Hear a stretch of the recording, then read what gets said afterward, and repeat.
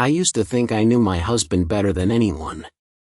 We met in college, got married at 27, and spent the next 7 years building what I thought was a stable, respectable life together. James was quiet but dependable, the kind of man who didn't speak unless it mattered and didn't lie, at least, that's what I believed. He worked in corporate compliance, and I worked in marketing. We weren't flashy. We had a modest house, a dog named Milo, and matching toothbrush holders. People called us the boring perfect couple, and I didn't mind it. It felt safe. Until it didn't. It started with small things. James would flinch when I asked about his day, as if I were prying. He kept his phone screen tilted away from me at dinner and changed his lock code without saying a word. I noticed he'd started wearing cologne on weekdays, even though his office was mostly remote. When I asked, he brushed it off, said he just wanted to feel sharp. But it was the look in his eyes that gave him away, like he was always preparing a backup story. The tipping point came during my sister's birthday dinner. We were seated at a long table with family, wine was flowing, and people were laughing, but James kept checking his phone under the table. At first I thought it was work, but then he left the table twice to take calls.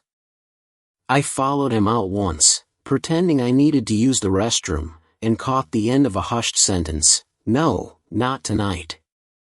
She's here." When he saw me, he flinched so hard he almost dropped the phone. He gave me a tight smile and said it was a client.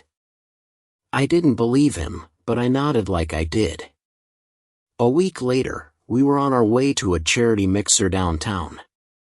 It was one of those events where everyone wore suits, sipped overpriced wine, and pretended to care about sustainability while gossiping about who was sleeping with whom in the office. I didn't want to go, but James insisted. Halfway there, while stopped at a red light, he went very still. His fingers clenched the door handle. Then he turned his head slightly toward me and whispered, barely loud enough to hear, "Turn the car around." Now. I didn't ask questions. Something in his voice wasn't panic, it was dread. Not the kind you feel when you're in danger, but the kind you feel when you're about to be caught. So I turned the car around and drove home in silence. He didn't speak the entire way. Not when we got home. Not even when we got into bed. He just kissed my forehead like everything was fine and went to sleep. But I didn't sleep. I stared at the ceiling all night, going over everything, the cologne, the phone, the whispered call, the sudden demand to leave an event he'd spent a week hyping up. Something wasn't right. I wasn't sure what yet, but I could feel it in my bones. That moment in the car wasn't about protecting me, it was about hiding something from me. The next morning, he left for the office early. Claimed he had to prep for an important quarterly review. I stayed home, pretending I had a migraine. Once he was gone, I sat on the edge of the bed and stared at his nightstand. His work tablet was still charging beside it. I don't make a habit of snooping, but instincts are loud when you ignore them too long. I picked up the tablet and pressed the screen. No password. He never thought to lock it, he thought I'd never look. The first thing I saw was a calendar entry marked with a heart emoji. Curious, I tapped it. It was labeled lunch with C. I opened the details. Location, a rooftop restaurant downtown. Recurring. Weekly. For the past 3 months. I opened the gallery. That's when the sinking began. There were pictures, nothing scandalous, just close-ups. Selfies of him and a woman I knew very, very well. My best friend Claire. At first, I couldn't process it. Claire and I had been inseparable since college. She helped plan our wedding. She cried when we bought our first home. She held my hand during my miscarriage 2 years ago. And here she was, wrapped around James in filtered pictures I was never meant to see. I felt like I couldn't breathe.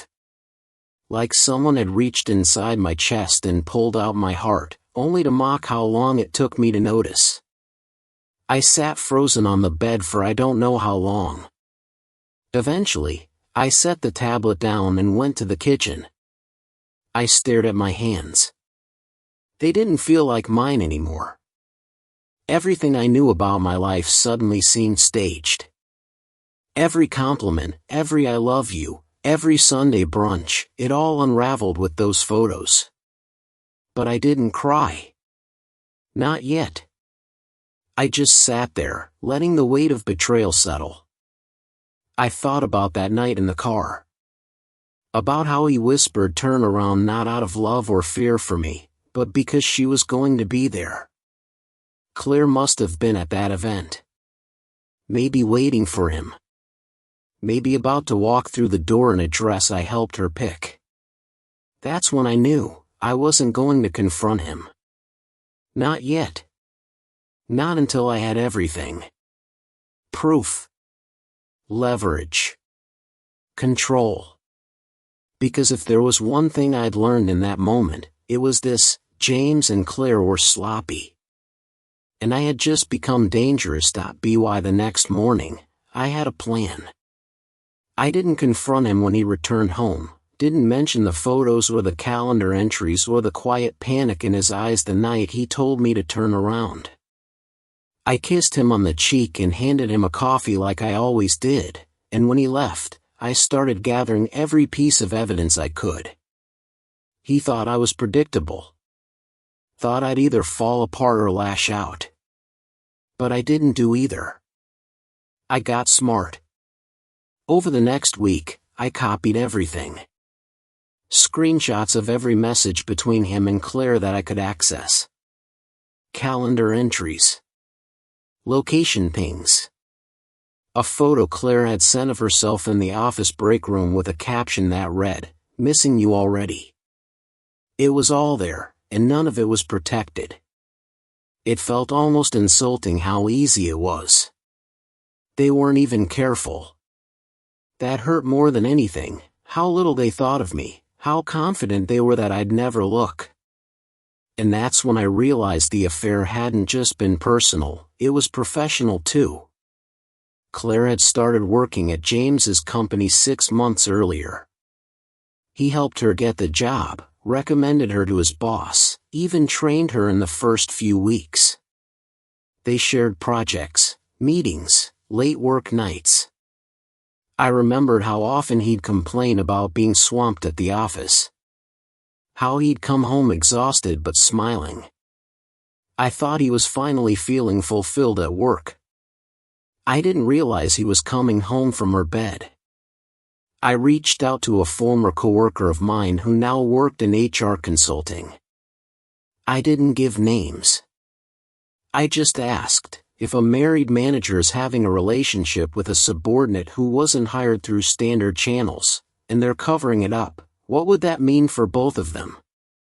She paused, then said flatly, terminations. Possibly legal trouble, especially if anything was done off the books. I asked her to send me a list of violations, just out of curiosity. She did. And I read them all while sipping wine, circling each one I knew James and Claire had violated. Nepotism. Abuse of authority.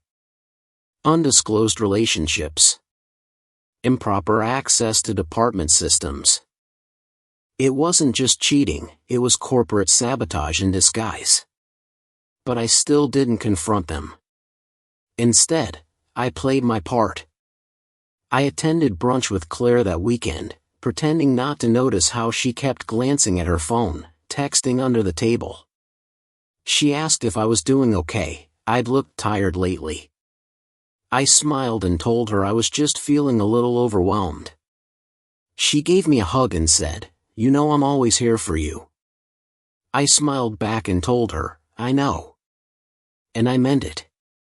She would be here for me, just not in the way she expected. A few days later, I submitted an anonymous complaint to their company's HR department, complete with screenshots, email logs, and a shared calendar invite for a hotel reservation James had made under his name during an out-of-town conference. I included the contact name listed on the booking, hers. I knew it would take a few days to process, and I didn't want to waste that time. So while HR began their slow, methodical internal review, I planned my own quiet eruption. James's birthday was coming up. It was the perfect occasion, one he'd never forget. I called his sister and told her I wanted to throw him a surprise dinner. Just a few close friends and family. Nothing big. He'd been working so hard lately, I said. He deserved to feel celebrated. James beamed when he heard the idea, told me I was amazing, kissed my forehead, and promised to make it up to me later. I fought the urge to ask if that meant before or after he saw Claire that afternoon. I spent the week making calls, sending invites, coordinating catering. I made sure Claire received hers directly.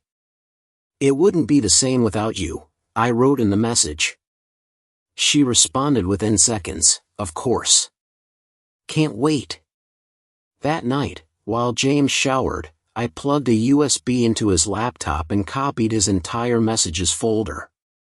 Not just texts with Claire, work emails too. I wasn't just building a personal betrayal case anymore. I was building a professional takedown. Because if he wanted to risk everything, then I wanted to show him what everything actually meant. The day of the dinner, I wore red.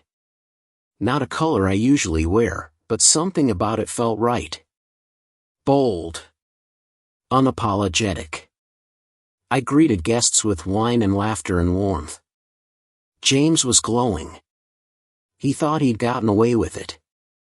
Claire arrived late, dressed in a sleek black dress, kissed me on the cheek, and said I looked radiant.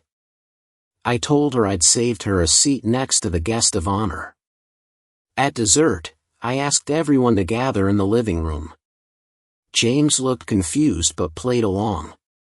What's going on? He laughed. I clicked the remote, and the TV screen lit up. This, I said calmly, is the highlight reel of your past 6 months. The room went silent. Then the first slide appeared. A text from James, I can't stop thinking about last night. Then a photo of Claire blowing him a kiss in the office. Then a hotel receipt. Then a message, don't worry, she won't be there tonight. I'll tell her we're skipping the event. Gasps. Someone dropped their wine glass. Claire's face drained of color. James stared at the screen like it might catch fire and burn the house down. I let the images play for 3 full minutes. No commentary. No interruptions. Just raw evidence. When it ended, I turned to face them. So, I said, happy birthday, James. I hope it was everything you deserved. No one said a word. Not Claire. Not James. Not his parents, who sat frozen in disbelief. And in that silence, I smiled. For the first time in weeks, it felt real. James didn't sleep that night. He stayed on the couch, trying to call me twice, but I didn't answer. He texted 2 long, rambling apologies full of excuses and weak justifications. I didn't mean for it to go this far. It was a mistake. Claire came on to me first. All of it landed like paper darts against a concrete wall. I didn't reply. I sat in our bedroom and watched the messages stack up with a strange calmness in my chest, like the part of me that once cared had been shut off permanently. Claire, meanwhile, had gone into full panic mode. She texted too. Please, can we talk? You don't understand the whole situation. You're blowing this out of proportion. My favorite one came the next morning, "You're not going to ruin my career over a personal mistake, are you?" I didn't reply to her either. But I did smile when I forwarded that message to HR. That Monday, both Claire and James were called into separate meetings with their respective teams. James came home early, his tie loose, face pale. "Something's going on," he said, like he hadn't figured out that I was the one who started the fire. He tried to fish for information, asked if I'd talked to anyone. I just looked up from my tea and said, "Don't worry. I'm sure it'll all work out." It didn't. By Wednesday, Claire was placed on administrative leave pending an investigation. Apparently, her recent promotion was now under review due to conflict of interest concerns. James was informed that a third-party audit had been initiated regarding improper use of company resources. He acted surprised, but I could tell the cracks were forming. He spent hours pacing the house, calling colleagues, muttering under his breath. For once, I enjoyed the sound of his stress. But it still wasn't enough. The affair had wrecked my life. I had walked through hell and smiled while burning, and now it was his turn to feel the heat. I sent everything, every screenshot, every message, every receipt, to the board of directors using a secure tip line. I made sure to include timelines, power dynamics, and HR's already active investigation. The board wasn't just mad, they were embarrassed. That Friday, James came home in silence, tossed his phone on the counter, and collapsed into a chair. I asked if he wanted dinner. He didn't answer. I served myself, then walked past him without a glance. He finally spoke, voice barely above a whisper. "You reported us." I stopped and turned. "I exposed you," I said. "There's a difference." The next week, it all came crashing down. Claire was officially terminated for violating company policy. Her access revoked, her credentials wiped, her name quietly removed from several projects. James, on the other hand, was suspended without pay pending a final hearing. The company couldn't afford the PR disaster if they didn't act. He begged me to help him. To write a letter, to vouch for him. Said he'd lose everything if this went further. I just tilted my head and asked, "Should have thought of that before booking hotel rooms under your name." He cried that night. Full, ugly sobbing. For the first time in years, I didn't feel sympathy. Not even a flicker. Watching him crumble was the most honest he'd ever been with me. And even then, it wasn't because he regretted the affair, it was because he got caught.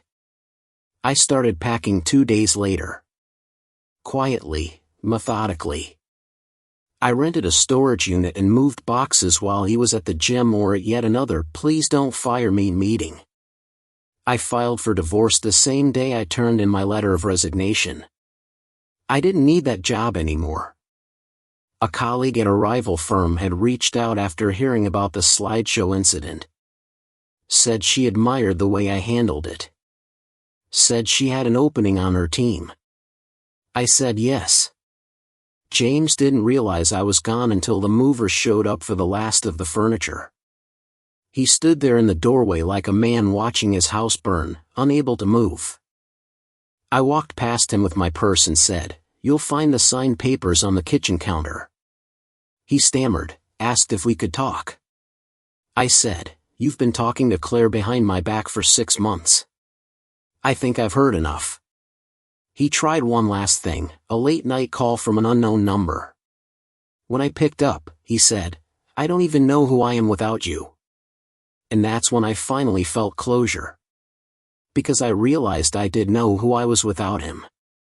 I was someone who'd survived betrayal, humiliation, and months of lies, and turned it into the kind of revenge that leaves permanent scars.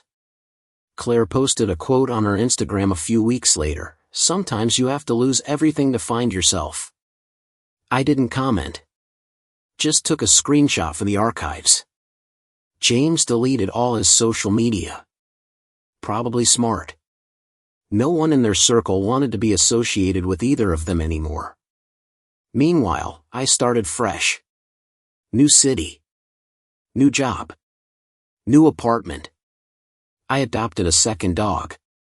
I painted my walls green because James always said it made rooms look sickly.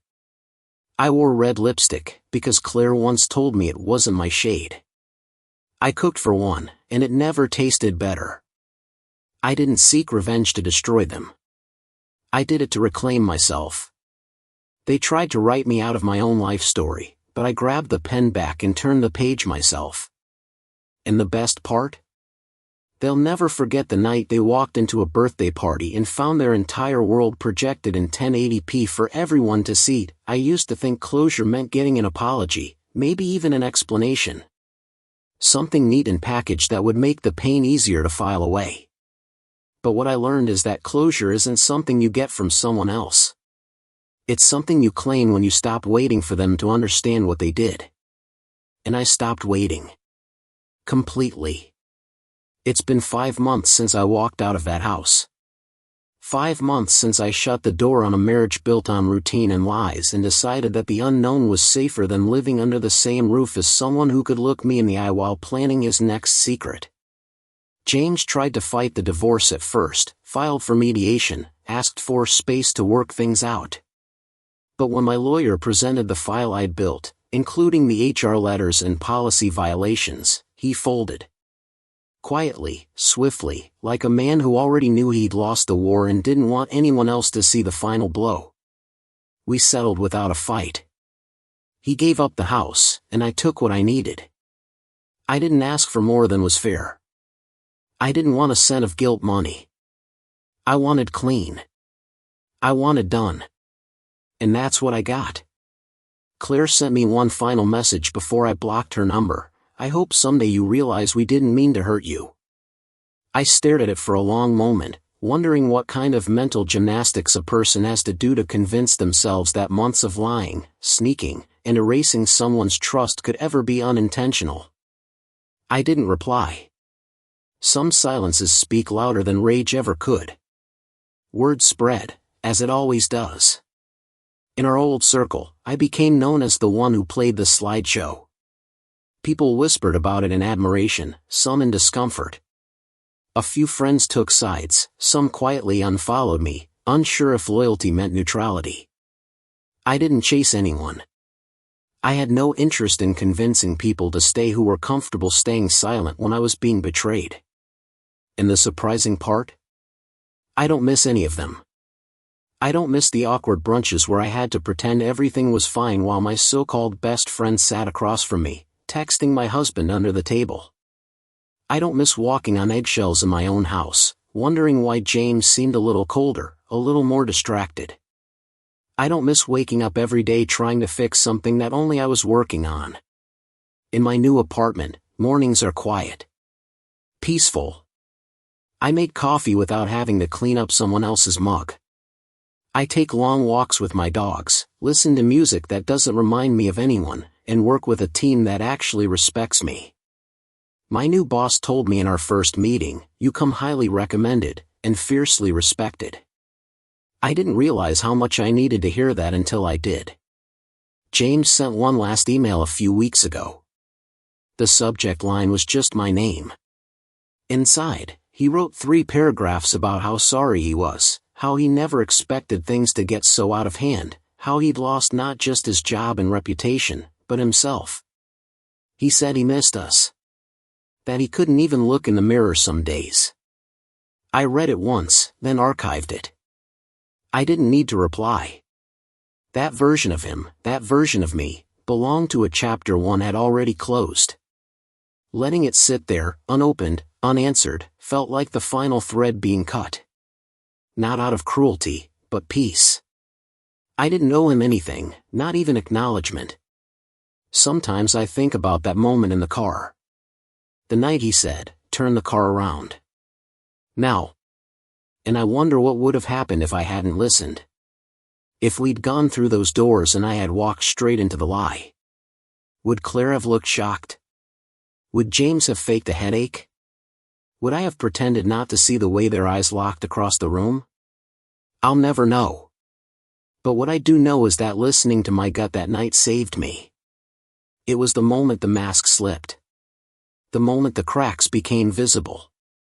The moment I realized I had been driving us both toward a destination that only one of us believed in.